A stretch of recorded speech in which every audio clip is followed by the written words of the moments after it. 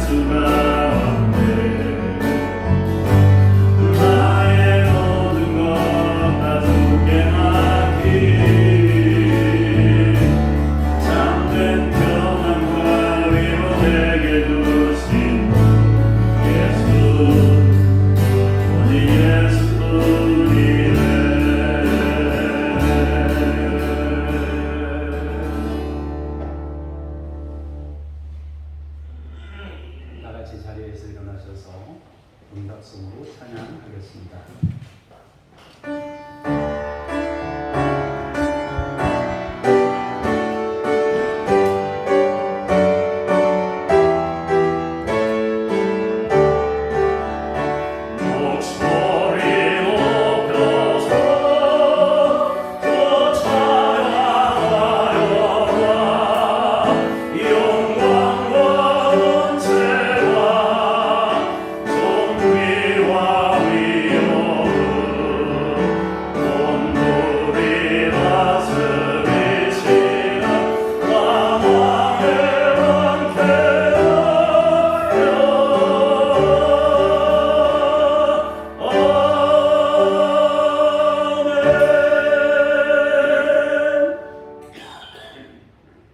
만군의 여호와여, 주의 장막이 어찌 그리 사랑스러운지요.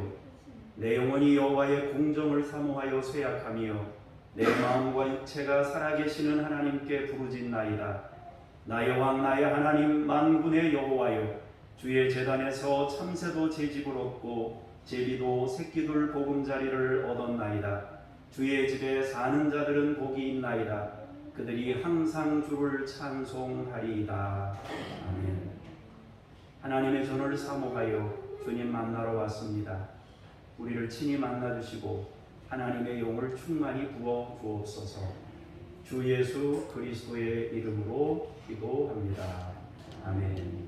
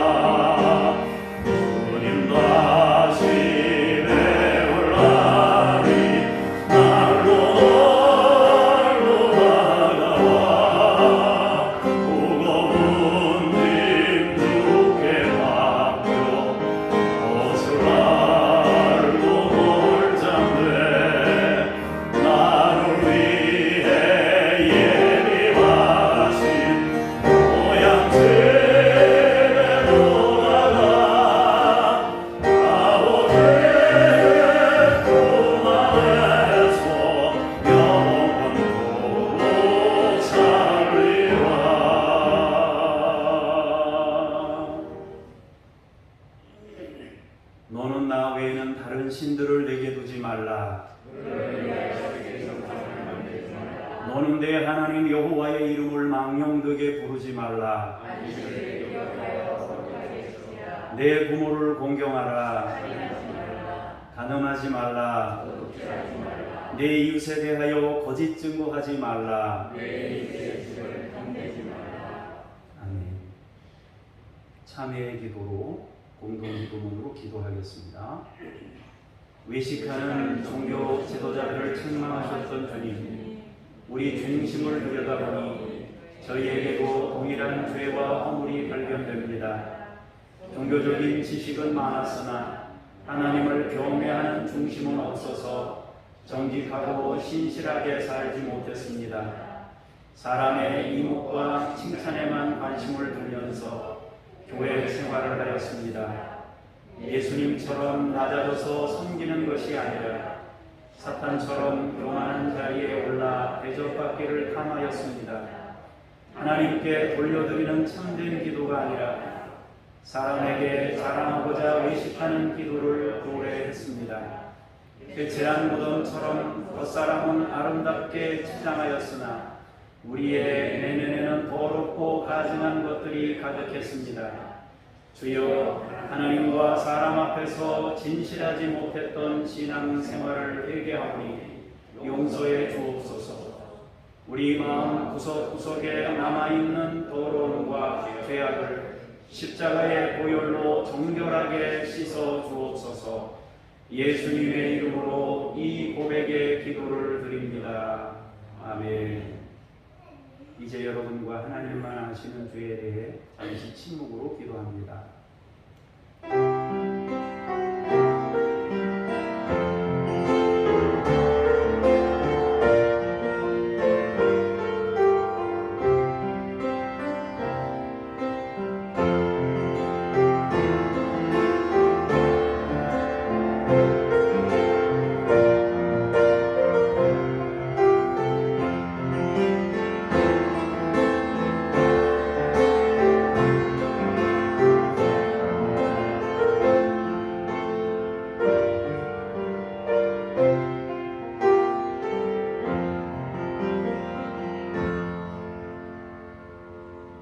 내가 이르기를 내 허물을 여호와께 자복하리라 하고 주께 내 죄를 아뢰고 내 죄악을 숨기지 아니하였더니 곧 주께서 내 죄악을 사하셨나이다.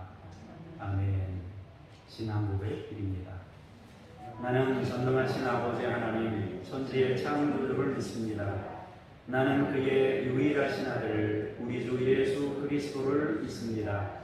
그는 성령으로 잉태되어 동정녀 마리아에게서 나시고 본디오 빌라도에게 고난을 받아 십자가에 못 박혀 죽으시고 장사된 지 사흘 만에 죽은 자 가운데서 다시 살아나셨으며 하늘에 오르시어 전능하신 아버지 하나님 우편에 앉아 계시다가 거기로부터 살아있는 자와 죽은 자를 심판하러 오십니다. 나는 성령을 믿으며 거룩한 공교회와 성도의 교제와 죄를 용서받는 것과 몸의 부활과 영생을 믿습니다. 아멘. 자리에 앉으셔서 제가 기도하겠습니다. 우리의 피난처가 되시는 하나님, 한 주간도 우리의 방패가 되시고 산성이 되시고 요새가 되셔서 우리의 삶을 평안하고 안전하게 인도하여 주심 감사합니다. 작은 신음에도 응답하시며 고난 중에 흘리는 눈물을 씻어주시고 간절한 기도에 응답하여 주심 감사합니다. 거룩한 주일이 되어 베풀어 주신 은혜를 기억하고 감사하며 주님의 날개 아래에 모였습니다.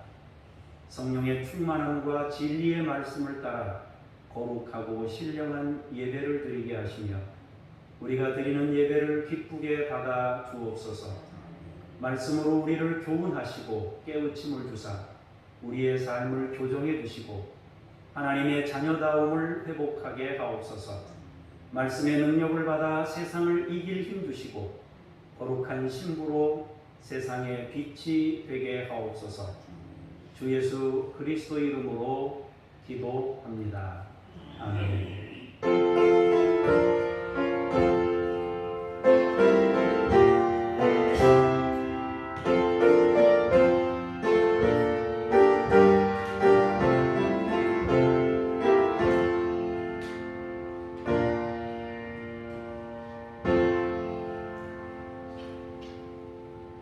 말씀 앞으로 나아가면서 회막 찬송 부르시겠습니다.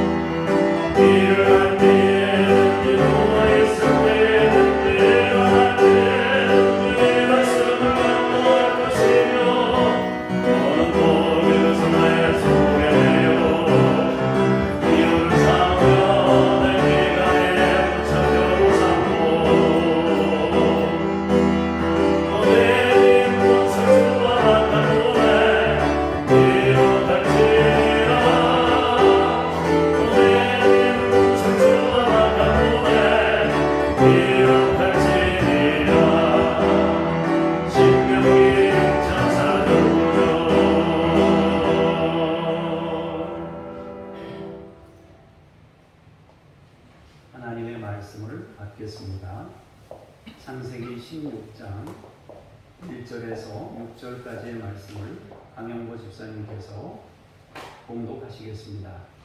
아브라함의 아내 사레는 출산하지 못하였고 그에게 한 여종이 있으니 애굽 사람이요 이름은 하갈이라. 사레가 아브라함에게 이르되 여호와께서 내 출산을 허락하지 아니하셨으니 원하건대 내 여종에게 들어가라. 내가 혹 그로 말미암아 자녀를 얻을까 하노라 하매 아브라함이 사레의 말을 들으니라. 아브라함의 아내 사레가 그 여종 애굽 사람 하갈을 데려다가 그 남편 아브라함에게 첩으로 준 때는 아브라함이 가나안 땅에 거주한 지 10년 후였더라. 아브라함이 하갈과 동침하였더니 하갈이 임신하매 그가 자기의 임신함을 알고 그의 여주인을 멸시한지라. 사레가 아브라함에게 이르되 내가 받는 모욕은 당신이 받아야 없도다. 내가 나의 여종을 당신의 품에 두었거늘 그가 자기의 임신함을 알고 나를 멸시하니 당신과 나 사이에 여호와께서 판단하시기를 원하노라. 아브라함이 사레에게 이르되 당신의 여종은 당신의 수중에 있으니 당신의 눈에 좋을 대로 그에게 행하라 하매 사레가 하갈을 학대하였더니 하갈이 사레 앞에서 도망하였더라. 아멘. 주님께 감사합니다. 연이어서 7절에서 14절까지 말씀을 보겠습니다.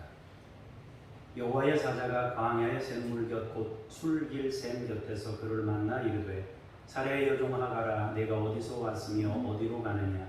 그가 이르되 나는 내 여주인 사레를 피하여 도망하나이다. 여호와의 사자가 그에게 이르되 내 여주인에게로 돌아가서 그 수하에 복종하라. 여호와의 사자가 또 그에게 이르되 내가 내 씨를 크게 번성하여 그 수가 많아 셀 수 없게 하리라. 여호와의 사자가 또 그에게 이르되 내가 임신하였은즉 아들을 낳으리니 그 이름을 이스마엘이라 하라. 이는 여호와께서 내 고통을 들으셨음이니라. 그가 사람 중에 들나귀 같이 되리니 그의 손이 모든 사람을 치겠고 모든 사람의 손이 그를 칠지며 그가 모든 형제와 배항해서 살리라 하니라. 하갈이 자기에게 이르신 여호와의 이름을 나를 살피시는 하나님이라 하였으니 이는 내가 어떻게 여기서 나를 살피시는 하나님을 배웠는고 하니라. 이러므로 그 샘을 부엘라 헤로이라 불렀으며 그것은 가데스와 베렛 사이에 있더라. 아멘. 주님께 감사합니다. 이제 15절 16절을 다 함께 한 목소리로 봉독하시겠습니다. 시작. 하갈이 아브라함의 아들을 낳으매 아브라함이 하갈이 낳은 그 아들을 이름하여 이스마엘이라 하였더라. 하갈이 아브라함에게 이스마엘을 낳았을 때에 아브라함이 86세였더라. 아멘. 주님을 찬미합니다. 지난주에 이어서 하나님의 은혜에 대해서 이번 주에도 살펴보도록 하겠습니다. 지난주에는 노아의 가족과 노아와 그 가족들을 통해서 은혜를 살펴봤는데요. 이번 주에는 아브라함의 가족과 아브라함을 통해서 하나님께서 주신 은혜가 얼마나 중요한 것인지를 나누어 보도록 하겠습니다. 아브라함 가족의 인물을 중심으로 사람들은 얼마나 믿음과 현실 사이에서 고민하고 갈등하는지, 그리고 그 갈등 과정에서 사람들은 얼마나 많은 불신과 죄의 파편들을 인생에서 남기는지를 살펴보려고 합니다. 우리는 수시로 죄의 흔적들을 삶의 자리에 남깁니다. 흔적을 안 남기고 싶지만 육신을 가지고 살기 때문에 불가피하게 죄의 파편들을 남기게 되는 것입니다. 우리의 삶은 믿음과 불신의 열매들을 세상에 남기는 인생을 살아가고 있습니다. 그래도 여러분과 제가 지금 살아있는 이유는 하나님의 은혜 때문일 겁니다. 그래도 우리가 구원을 바랄 수 있는 것은 주님의 은혜 때문에 여전히 구원을 바라고 있습니다. 아브라함의 가족은 신앙에서 우리에게 모델과 같은 존재입니다. 그러나 동시에 여전히 실수가 많았기 때문에 아브라함 같은 사람도 실수하는데 하면서 우리에게 위로가 되기도 합니다. 하나님께서는 이런 사람들에게도 믿음의 조상이라는 은혜를 주셨습니다. 결국 아브라함이나 우리나 모두 하나님의 은혜로 사는 인생일 수밖에 없다 하는 것입니다. 오늘 제목처럼 은혜 아니면 아무것도 아닙니다. 은혜가 아니면 여러분이나 저나 우리의 삶은 엉망이 될 것입니다.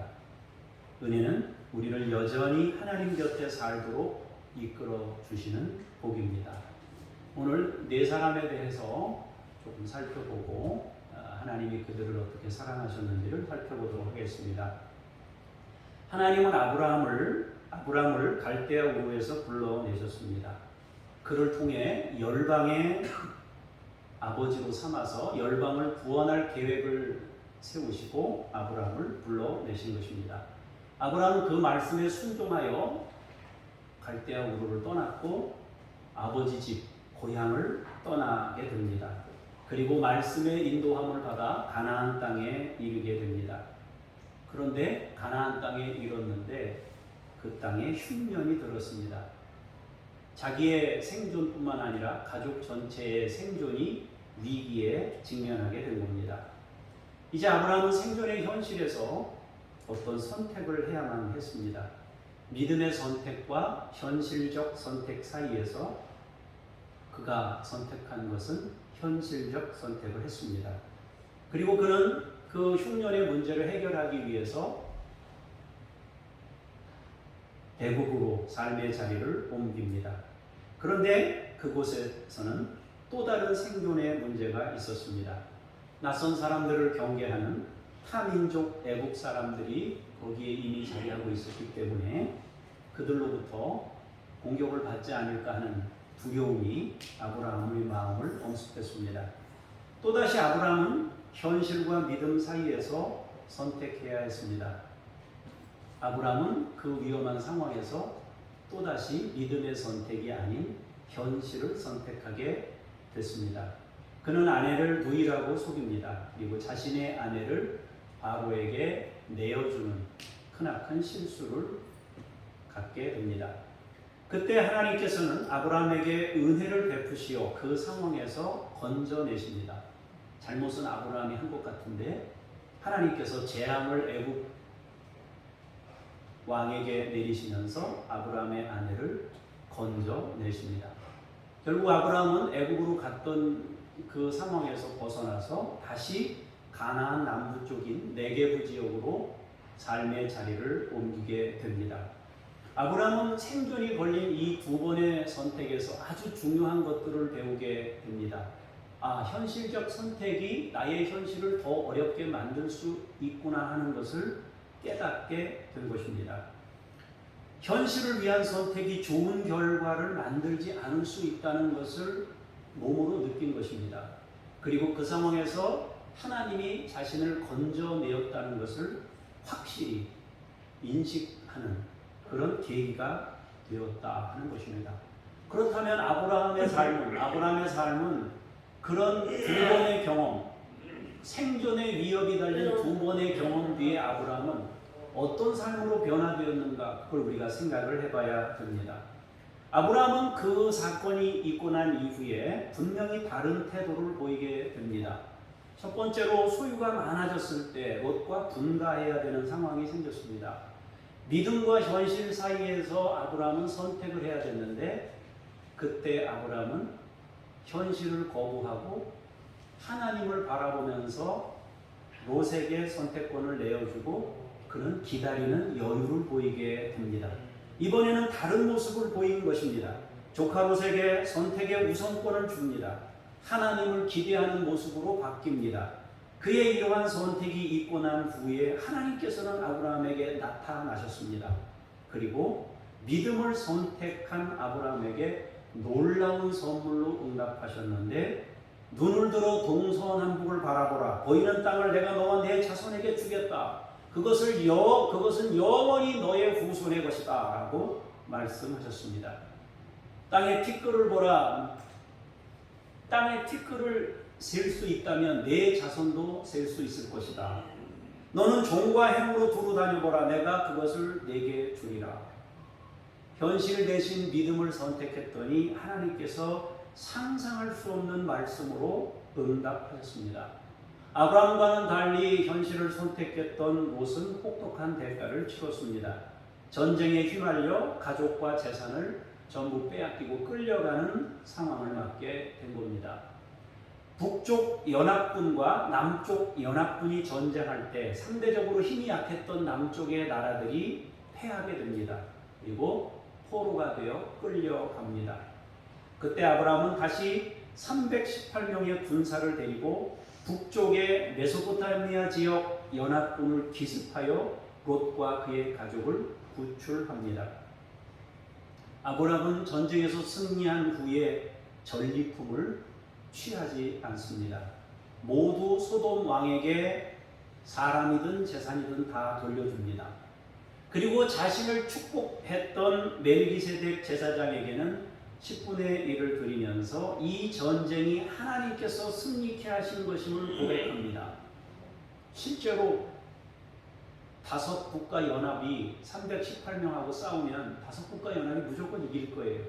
근데 그 전쟁에 나섰던 거예요. 믿음으로. 그리고 그 전쟁에서 승리하고 난 이후에 이 전쟁이 하나님으로부터 나온 것임을 인정한 겁니다. 그래서 멜기세덱에게 그런 반응을 보인 것이고 소돔 왕에게 그렇게 대처했던 것입니다. 아브라함의 이런 반응 뒤에는 하나님께서 또다시 놀라운 응답으로 역사하셨습니다. 15장 1절에 보면은 아브라함에게 굉장한 말씀을 주십니다. 아브라함아, 두려워하지 말라. 나는 너의 방패다. 나는 너의 지극히 큰 상급이다. 이렇게 말씀하셨습니다. 하나님이 어떤 물건으로 상급을 주시는 게 아니라 내가 너의 상급이 될 거다. 이렇게 말씀하신 거예요. 이거 엄청난 은혜 아니에요? 그죠? 내가 너의 상급이라고 그랬으니까 뭐 선물 꾸러미 하나를 주는 정도가 아니라 나 전체가 너의 상급이 될 거다. 내가 너의 방패가 될 거다. 이 말씀을 주셨으니까요. 이 말씀 우리가 믿음으로 받을 수만 있다면 어마어마한 역사가 우리의 삶에 나타날 것입니다.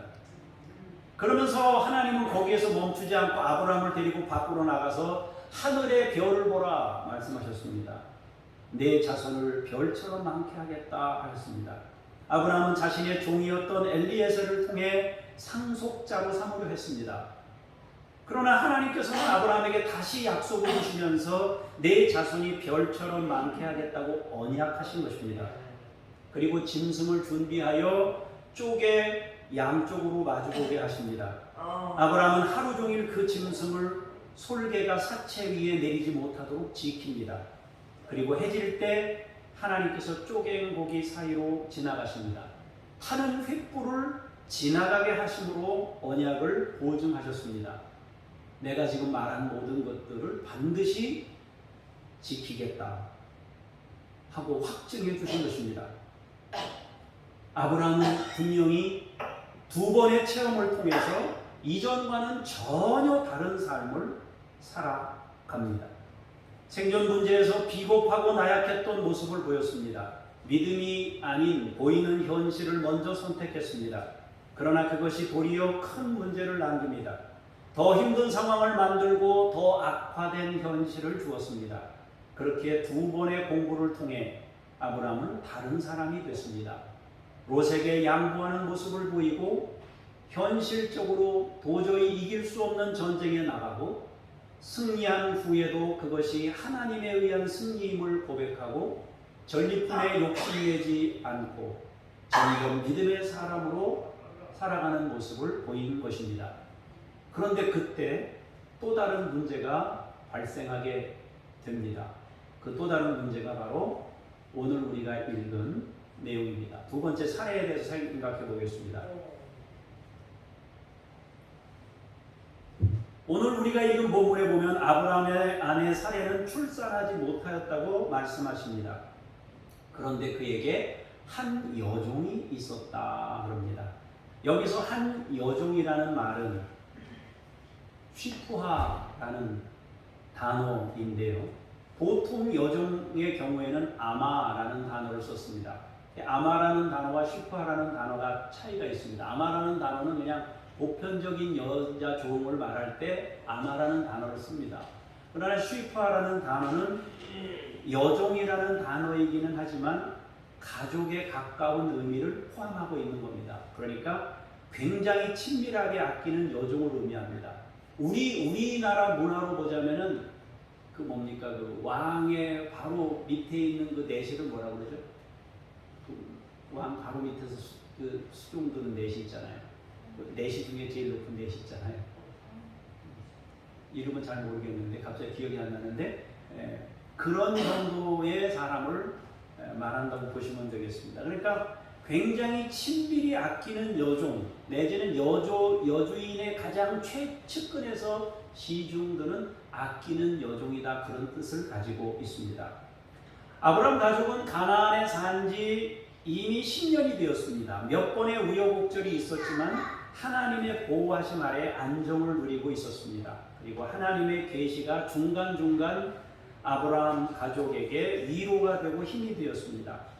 그러나 10년 동안 자식이 없자 또다시 현실이라는 무게가 사레의 마음을 자극합니다.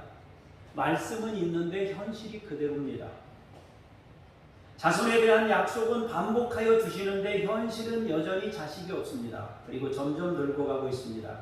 그때 사레는 다시 믿음과 현실 사이에서 고민하다가 현실적 대안을 선택하게 되는 것입니다. 자기의 가장 아끼던 여종이었던 하갈을 남편에게 주어서 후사를 보겠다는 생각을 갖게 됩니다. 그런데 그 여종이 어디 사람이라고 되어 있습니까? 애굽 사람이라고 되어 있습니다. 추측하건대 그는 아브라함이 흉년을 피해 애굽에 갔을 때 바로가 사레에게 준 결혼 예물이었을 가능성이 높습니다. 그때 데리고 온 여종이 하갈이었습니다. 사레는 그를 아꼈고 그도 사레를 잘 섬겼습니다.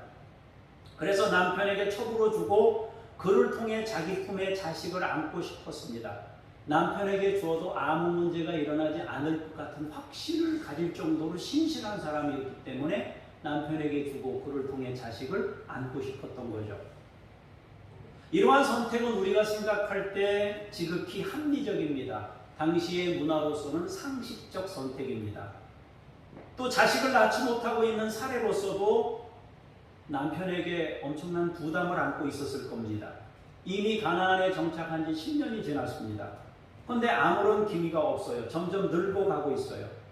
그래서 아브라함에게 하갈을 내어주며 요청한 것입니다. 우리는 사례의 마음을 충분히 이해할 수 있습니다. 왜냐하면 그때의 현실에서 지극히 상식적이고 합리적인 선택이었기 때문입니다. 그러나 우리가 기억해야 될 것이 있습니다. 하나님의 계획과 하나님의 방법과 하나님의 시간은 다르다는 것입니다. 사례의 이런 선택은 후에 엄청난 문제를 만들게 됩니다. 역사적으로도 심각한 악영향을 미치게 됩니다. 지금도 역사 속에서 우리는 그 열매를 보고 있습니다. 그리고 또 한 가지 생각해야 할 것은 사례의 이런 선택에 아브라함은 아무런 반대도 하지 않고 그냥 수용했습니다. 분명히 두 번의 체험을 통해서 믿음의 삶으로 변화되는 모습을 보였는데 갑자기 사례가 이런 얘기를 하니까 반대하지 않고 그대로 수용했다는 거죠. 아담도 하와를 통해 선악과를 먹었습니다. 그런데 아브라함도 사례를 통해 믿음이 아닌 현실을 선택하기에 이릅니다. 이미 현실을 선택했을 때 얻었던 결과를 경험했고 그리고 달라졌었습니다. 그러나 아내의 요청에 다시 믿음은 무너지고 현실을 받아들입니다.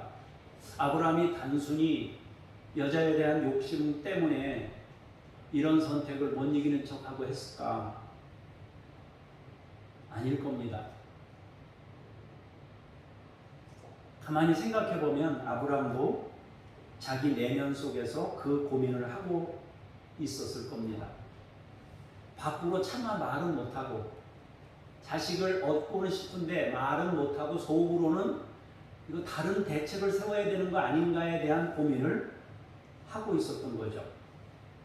그럴 때 아내가 먼저 이야기를 해주니까 자기가 속으로 생각했던 일을 먼저 얘기해 주니까 오케이 한 겁니다.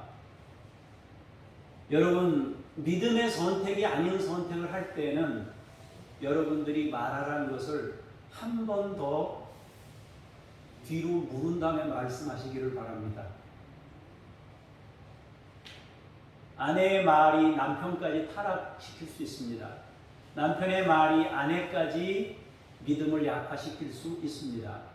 그렇기 때문에 우리는 서로 믿음을 세워주는 쪽으로 같이 역할을 해야지 믿음을 깎아먹는 쪽으로 역사하지 않도록 우리 자신을 잘 돌아봐야 할 겁니다.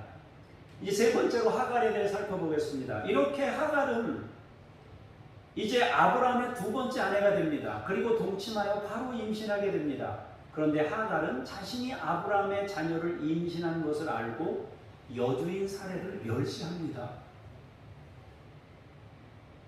하갈은 사레가 총애한 가족 같은 여종이었습니다. 분명히 최선을 다해서 오랜 시간 동안 자기를 섬긴 것을 사레가 확인하고 남편에게 준 겁니다. 그런데 상황이 달라지고 현실이 달라지니까 마음이 달라지는 거예요. 뭔가를 보니까 보면서부터 생각이 달라지는 겁니다. 그래서 사레에게 대담하게도 업신여기는 이런 무시하는 이런 상황까지 가게 됩니다. 그때부터 사레는 그 고통을 이중으로 겪어야 했습니다. 자식도 못 낳는데 종에게도 멸시당하는 상황을 맞게 된 겁니다. 그때부터 사레는 너무너무 괴로워하면서 남편 아브라함에게 불평을 쏟아놓습니다. 내가 받는 모욕은 당신이 받아야 되는데 왜 내가 이런 모욕을 받아야 되느냐고 아브라함에게 항변합니다. 사레는 얼마나 억울했는지 아브라함에게 이렇게까지 얘기합니다. 하나님께서 당신과 나 사이에 친히 재판장이 되셔가지고 이걸 판결해 주시기를 원한다라고까지 말합니다. 사실 이 문제는 모두가 잘못 가고 있는 상황입니다. 사레도 잘못된 선택을 했고 아브라함도 잘못된 선택을 했고 그리고 몸종이었던 하갈도 교만한 모습을 보인 겁니다. 지금까지 받은 은혜도 모르고 여주인을 멸시했습니다.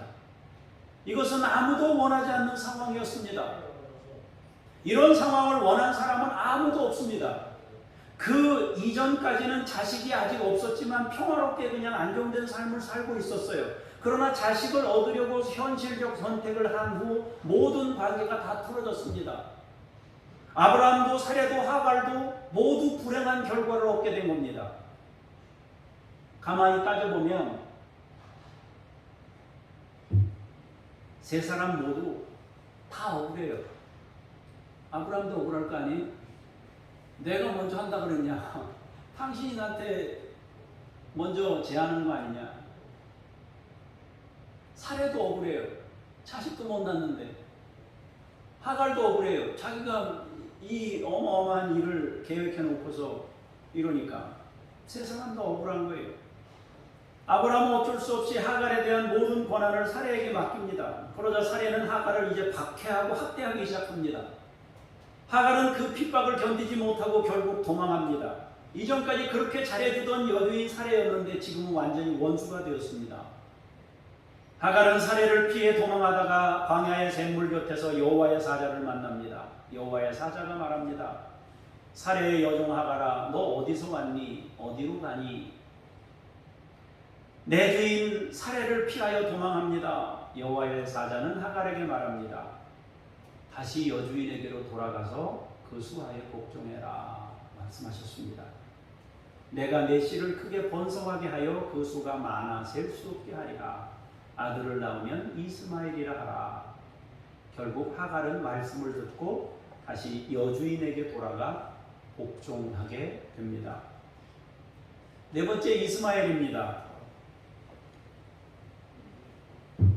이스마엘은 자신의 선택으로 이 땅에 온 것이 아닙니다. 자기는 아무 선택을 하지 않았습니다. 태어나 보니 여종의 자식이에요. 태어나 보니 복잡한 가정 집안에서 태어났어요. 이게 심상치가 않는 겁니다. 이스마엘은 전적인 피해자입니다. 사레의 죄와 아브라함의 죄와 그리고 잠시 오버했던 하갈의 죄를 안고 태어났습니다. 충분히 사랑받아야 마땅한 사람이 태어나면서부터 불행할 가능성을 안고 시작합니다.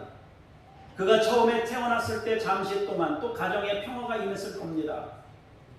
하갈이 하나님의 말씀을 듣고 사례에게 순종하는 동안에는 아무 문제가 없어요. 집안에 없던 자식이 생겼으니까 얼마나 좋겠어요. 그러니까 별 문제가 없어요. 하갈이 자식을 가지고 유세하지 않는 이상은 집안에 아무 문제가 없는 거예요. 이스마엘이 아브라함 가정에 태어났을 때 아브라함은 어떤 마음이었을까요? 없던 자식이 생겼으니까 너무 좋지 않았겠습니까? 사례는 어땠겠습니까? 역시 자기 품 안에 자식을 안게 됐으니까 좋아하지 않았겠습니까? 아마 아기의 출생을 기뻐했을 거예요. 하갈도 역시 주인의 아내가 됐으니까, 첩이긴 하지만 주인의 아내가 됐으니까, 그리고 거기서 자식까지 낳았으니까 기뻐했을 겁니다. 그러니까 하갈만 교만하지 않고 사례에게 순종하면 이 집안은 이제 조금 우리가 현실적으로는 좀 불편하긴 하지만 그래도 안정된 삶을 살 수 있었을 겁니다. 그런데 하나님의 계획이 달랐습니다. 아브라함과 사례 사이에서 나온 자녀라야 약속의 자녀가 될 수 있다고 말씀하시면서 하나님은 아브라함과 사례를 통해 약속의 자녀를 주시려고 계획 중입니다. 그런데 그 하나님의 계획이 이루어질 때 또다시 아브라함 가족의 현실은 갈등으로 치달을 수밖에 없습니다. 17장에서 할례 언약이 있기 전까지 아브라함과 사레와 하갈과 이스마엘은 행복한 시간을 보냈을 겁니다. 이스마엘이 12살, 13살이 될 때까지는 엄청난 사랑을 받으며 잘 지냈습니다. 그러나 아브라함이 99세 때 하나님께서 다시 말씀하십니다. 이름을 바꿔주시고 경건한 삶을 당부하시면서 할례를 행하라고 말씀하십니다. 하나님의 때가 되어 하나님의 일을 이루십니다. 이삭을 이 가정에 주시려는 겁니다. 오랜 시간 기다린 끝에 하나님의 방법과 계획대로 경수가 끊어졌을 그때 하나님이 자녀를 주시려는 겁니다. 이제 둘 사이에 자녀가 새롭게 출생한다면 아브라함은 어떤 마음을 가져야 하는가? 사레는 어떤 마음을 가져야 되는가? 하갈은 어떤 마음을 갖게 될까요? 또 하갈의 아들이며 아브라함과 사레의 품에서 크던 이스마엘은 어떤 마음의 시련을 겪게 될까요? 상상하는 것만으로도 가슴이 아픕니다. 하나님의 때와 하나님의 방법과 하나님의 계획을 믿음으로 받는 대신 현실을 선택한 결과가 이처럼 힘든 상황을 만들게 하는 겁니다. 사레도 아브라함도 하갈도 이스마엘도 인간적인 생각으로 놓고 보자면 생각하기에 따라 모두 피해자입니다. 모두 자기 입장에서 보면 억울합니다. 그러나 하나님의 입장에서 보면 이들은 모두 불순종의 모습을 가진 연약한 죄인들입니다. 인생을 사는 동안 자기들이 죄를 뿌렸고 자기들이 불순종의 모습을 보였고 불순종의 행동들로 인생들의 여러 파편들을 남기게 되었다 하는 것입니다. 믿음을 버리고 현실을 선택하여 하나님의 뜻을 이루기보다 죄의 열매를 먹어야 되는 인생이 되었다라는 것입니다. 그렇다면 이들을 향한 하나님의 마음은 어떤 것이었을까요? 하나님께서는 인류를 구원하시기 위해서 아브라함을 선택하셨습니다. 그를 세워서 믿음의 가정을 만들고 그를 통해 거룩한 하나의 민족을 만들고 또 그들을 통해 온 세상에 복음을 전하려 하셨습니다. 그러나 하나님께서 선택한 아브라함도 연약한 인간에 불과했습니다. 물론 아브라함은 말씀에 순종하여 고향을 떠납니다. 그런데 그의 삶에는 믿음의 선택과 순종만 있지 않았습니다. 믿음과 불신이 혼재되어 있었고 순종과 불순종이 혼합되어 있었습니다. 현실이라는 거대한 벽 앞에서 하나님의 때를 기다리지 못해 수시로 무너졌습니다. 나약한 모습으로 전능하신 하나님을 믿지 못하고 두려움에 사로잡혀 심각한 문제들을 만들어 냈습니다. 그것은 아브라함의 아내였던 사레도 마찬가지였습니다. 그리고 현실적 선택을 한 결과로 만난 애국 여인 하갈도 역시 마찬가지로 인간적인 모습을 보입니다. 그렇게 좋은 사람이라고 생각했는데 여주인이 달라졌습니다. 그렇게 좋고 믿을 만한 여종인 줄 알았는데 교만한 모습을 보였습니다. 그리고 그들의 잘못된 선택으로 이스마엘이 탄생했습니다. 이스마엘은 또 그런 슬픈 운명을 안고 살아가게 됩니다. 또 그 후에 믿음의 자녀로 태어난 이삭에게 이스마엘은 동역자가 아닌 서로 대립되는 상황이 됩니다. 하나님의 마음은 인류를 구원할 마음을 가지십니다. 한 사람 한 사람에게 관심을 가지고 은혜를 베푸십니다. 하갈이 살해를 피해 도망했을 때 그를 만나 주셨습니다. 이삭의 출생 후에 결국 쫓겨났을 때에도 하나님께서는 그들을 만나 주셨습니다.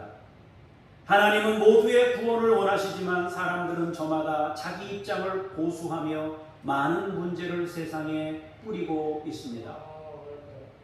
각자 저마다 개인적으로 보면 이유가 있고 억울할 만한 상황들입니다. 충분히 그렇습니다. 그러나 하나님 앞에서 냉정하게 따져보면 불신의 결과일 뿐이고 죄의 열매일 뿐이고 믿음 대신 현실을 선택한 결과들일 뿐입니다. 하나님 편에서 보면 약한 죄인들이 몸살하며 현실에서 허덕이는 모습입니다.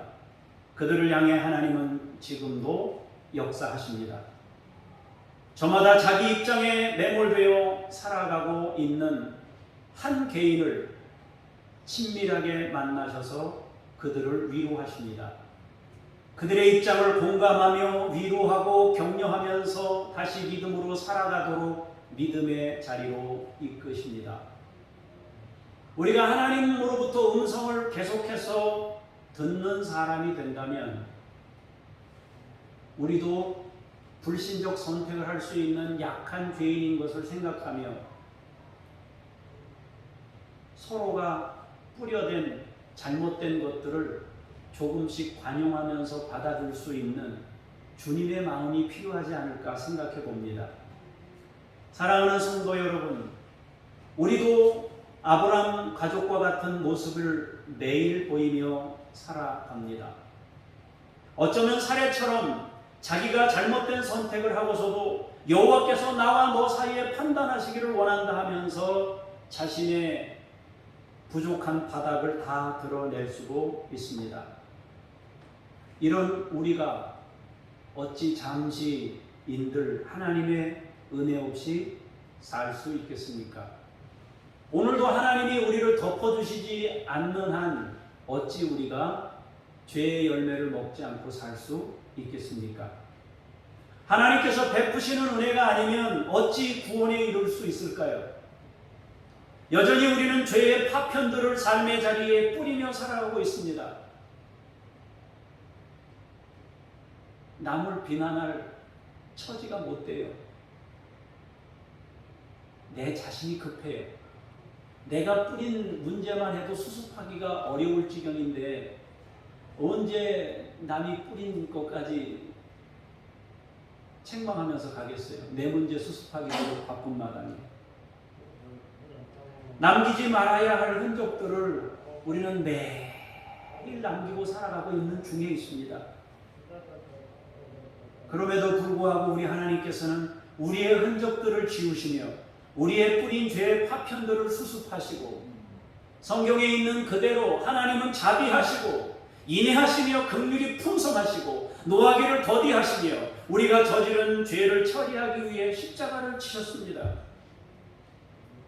우리는 오늘 말씀을 통해 몇 가지를 생각해 봐야 합니다. 첫 번째로 여러분이나 저나 우리는 겸손해야 합니다.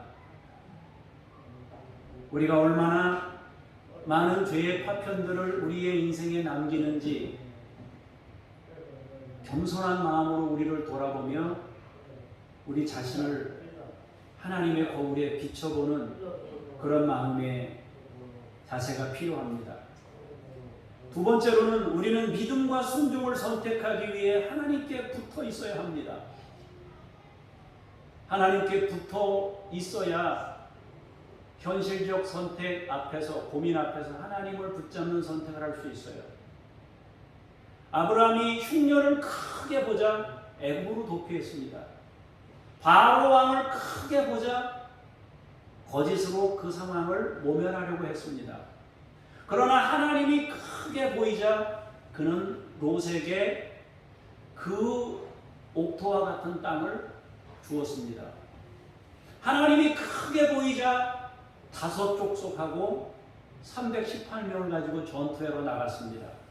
승리한 이후에도 그는 재산을 탐내지 않았습니다. 그리고 하나님이 이루신 전쟁이라고 고백하면서 하나님을 크게 보았습니다. 우리가 하나님과 가까이 붙어 있지 않는 한 우리는 현실을 극복할 수 없습니다. 육신을 가진 인간이기 때문에 그런 것입니다. 어느 누구도 하나님의 은혜 없이 세상을 이길 수 있는 장사는 없습니다. 그러나 아무리 약한 인간이라 할지라도 하나님의 은혜가 있으면 이길 수 있는 겁니다. 세 번째로 생각할 것은 죄의 온갖 흔적에도 불구하고 우리에게 은혜를 베푸시는 하나님께 감사하고 믿음으로 그 하나님을 우리가 인정하는 자세가 필요합니다. 여전히 하나님은 우리의 문제들을 감싸 안고 가시는 분입니다. 내가 걸어왔던 모든 길들에 얼마나 많은 흔적들이 있었겠어요. 그런데 그것을 다 지금까지 감당하시고 막아주신 분이 우리 하나님이에요. 그리고 앞으로도 우리 하나님은 그렇게 하실 겁니다. 그렇기 때문에 은혜 베푸시는 하나님께 감사하는 태도를 가져야 한다는 것입니다. 이제 여러분과 제가 우리의 구원을 위해 쉬지 않고 역사하시고 우리의 죄의 파편들에도 불구하고 하나님께서 그것들을 막으시며 자비하심과 긍휼하심과 인애하심으로 우리를 위해 변함없는 은혜를 베푸시는 하나님을 찬송하며 사는 삶이 되어야 하겠습니다. 기도하겠습니다.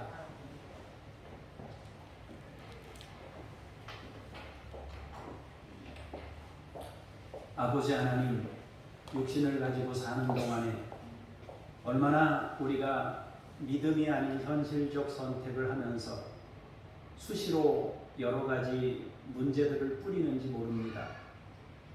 다양한 문제들을 너도 나도 뿌린 세상이 지금 이 세상의 모습입니다.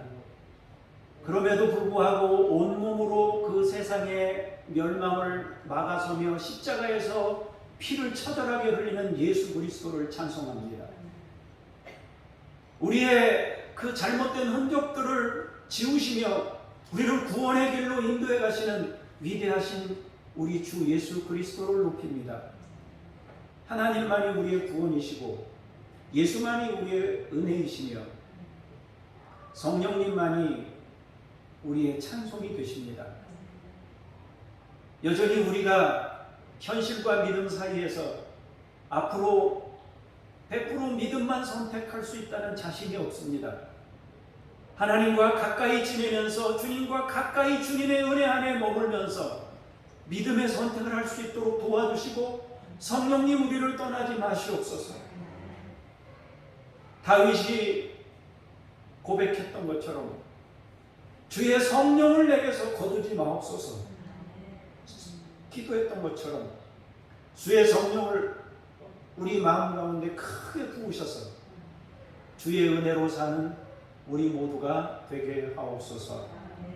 주 예수 그리스도 이름으로 기도합니다. 아멘.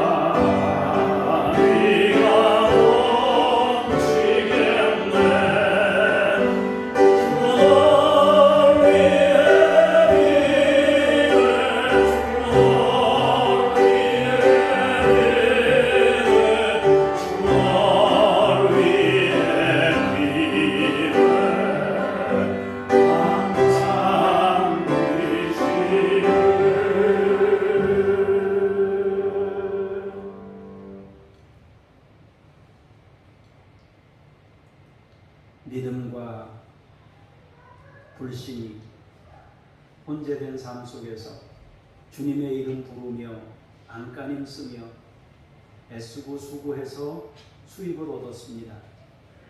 여전히 하나님이 우리 주인 되심을 인정하며 모난 모습이지만 주 앞에 예물을 드리오니 주께서 받아주시고 사랑하는 성도들의 그 애환을 들어주시며 놀라운 것으로 채우시며 은혜 없이는 안 되는 우리인 것을 주님도 아시오니 평생 우리를 은혜 가운데로 인도하시고 늘 믿음으로 승리할 수 있도록 우리 곁에서 임마누엘로 역사하시옵소서. 예물을 받으시는 주님께 감사드리며 주 예수 그리스도의 이름으로 기도합니다. 아멘. 하늘에 계신 우리 아버지의 이름을 거룩하게 하시며 아버지의 나라가 오게 하시며 아버지의 뜻이 하늘에서와 같이 땅에서도 이루어지게 하소서. 오늘 우리에게 일용할 양식을 주시고 우리가 우리에게 잘못한 사람을 용서하여 준 것 같이 우리 죄를 용서하여 주시고 우리를 시험에 빠지지 않게 하시고 악에서 구하소서. 나라와 권능과 영광이 영원히 아버지의 것입니다. 아멘.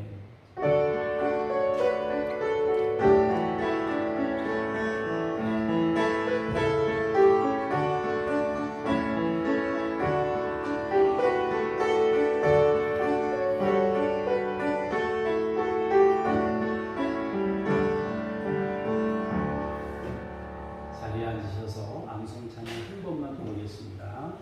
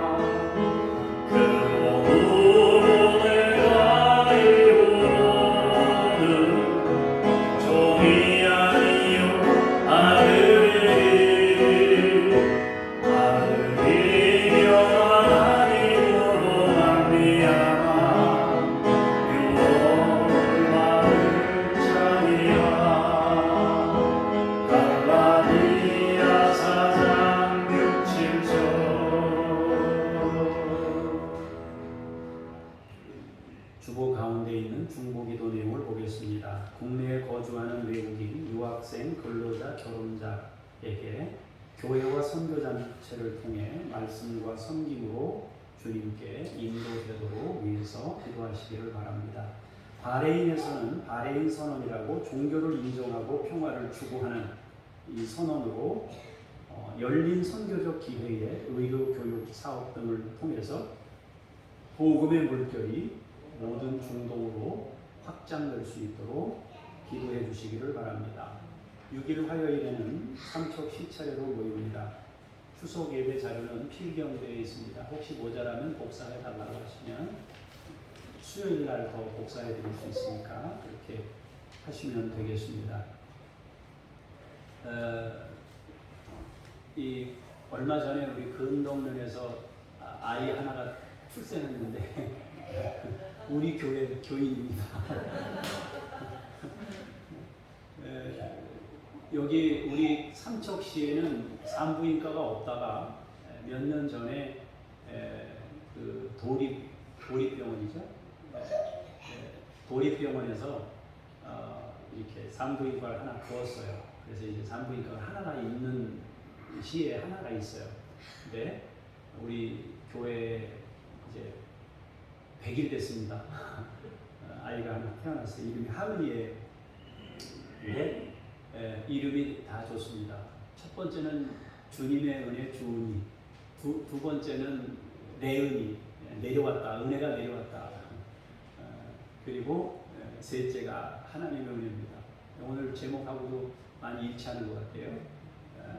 제가 잠깐 이거 앞으로 좀 나오시면 제가 잠깐 기도해 주도록 하겠습니다. 애기 좀 같이 나왔으면 좋겠습니다.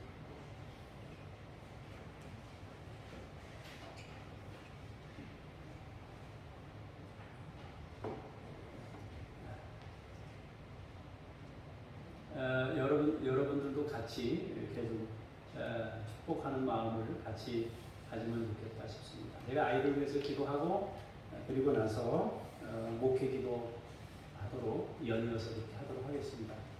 요즘에 자녀가 얼마나 귀해요. 여기 지금 3남매입니다. 우리 교회가 엄청납니다. 사진 좀 찍어줄래요? 누가 사진 좀 찍어주세요. 요리 오세요. 올라오세요. 요리 오세요. 그냥 데리고. 저쪽. 이게 거기. 신발은 찍지 마시고요. 저를 보시고.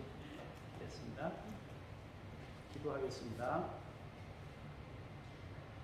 하나님 아버지, 정동수 집사, 전민정 집사 내외에게 세 번째로 하은이를 선물해 주셨습니다. 하나님 아버지, 주은이, 레은이, 하은이 순차적으로 은혜를 부어 주셨사오니 평생 하나님의 은혜로 살 수 있도록 주께서 복 내리시고 함께하여 주시옵소서.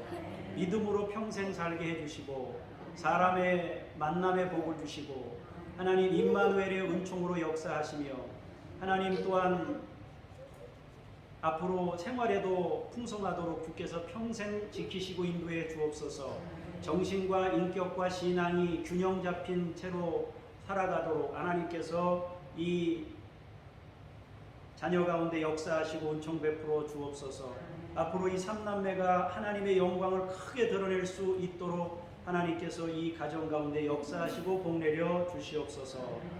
감사드리며 예수님의 이름으로 기도합니다. 인사 박수.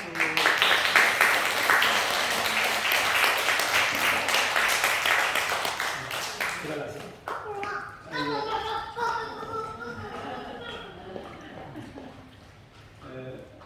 너무너무 감사합니다. 제가 연이어서 기도하겠습니다.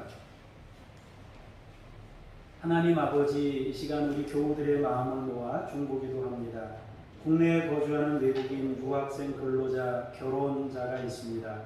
교회와 선교단체들을 통해 말씀과 섬김으로 주님께 인도될 수 있도록 하나님께서 여러 길들을 내시고 교회들이 관심을 갖도록 함께해 주옵소서. 바레인을 축복합니다. 바레인 선언을 통해서 열려진 선교적 기회, 의료, 교육, 사업 등을 통해 복음의 물결이 모든 중동으로 확장될 수 있도록 하나님께서 도와주시고 함께해 주옵소서. 하나님, 삼척 시차례로 모입니다. 삼척 시차례 속해 있는 18개 교회가 하나님의 평안한 중에 살아가도록 도와주시고 안정된 교회가 되도록 인도해 주옵소서. 명절을 앞두고 있습니다. 모두가 행복한 명절을 보내도록 도와주시고 가고 오고 이동할 때 우리 교우들을 안전하게 지키시며 우리의 자녀들을 안전한 걸음이 되도록 살펴주시옵소서. 태풍이 올라오고 있다고 합니다. 하나님께서 그 태풍의 줄기와 그 모든 힘을 약화시키셔서 하나님 아버지 피해가 일어나지 않도록 이 나라를 지키시고 하나님이 도와주시옵소서.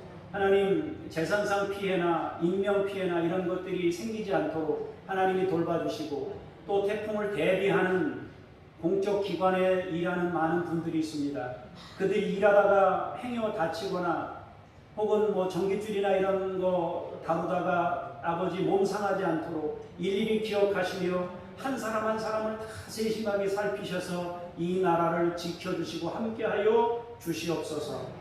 사랑하는 우리 성도들을 주의 이름으로 축복합니다. 하나님, 믿음으로 살게 하시고 은혜로 살게 하시고 감사와 찬송이 넘치는 인생이 되도록 아버지께서 우리 교우들 가운데 함께해 주옵소서. 이 시간 치유 기도를 합니다. 하나님의 권능이 임하기를 원합니다. 하나님, 연약한 육체를 회복시키기를 원합니다. 치유하여 주시옵소서.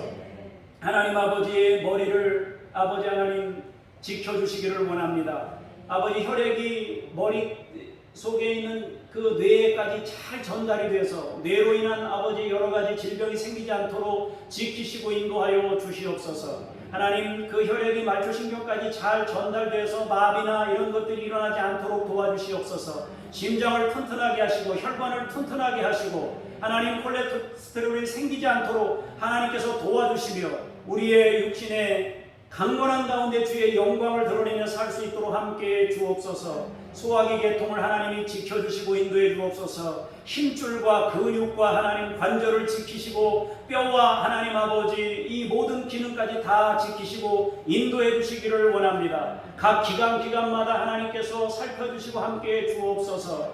하나님 아버지, 또한 몹쓸 질병으로 고통받는 사람이 있습니다. 하나님께서 찾아가 주셔서 그 질병을 완전히 깨끗게 치유하시고 이겨낼 수 있게 하시고 긍정적인 마음을 갖게 하시고 감사의 마음을 가지면서 이 질병과 싸운 능히 극복하고 이겨내도록 주께서 같이 하여 주옵소서. 하나님이 사람을 지으실 때 그것들을 이겨낼 수 있도록 지으셨사오니 하나님, 우리 성도님들이 그것들을 능히 이기고 나아가도록 도와주시고 치유와 회복되어 하나님을 간증하고 주의 영광을 나타내며 살아가도록 사랑하는 성도들 가운데 함께하여 주옵소서. 일주일 동안도 믿음으로 승리케 하실 주님을 찬송하며 주 예수 그리스도 이름으로 기도합니다. 아멘. 다 같이 자리에서 일어나셔서 찬송 부르며 성령님과 함께 우리에게 주어진 삶의 자리로 나아가겠습니다.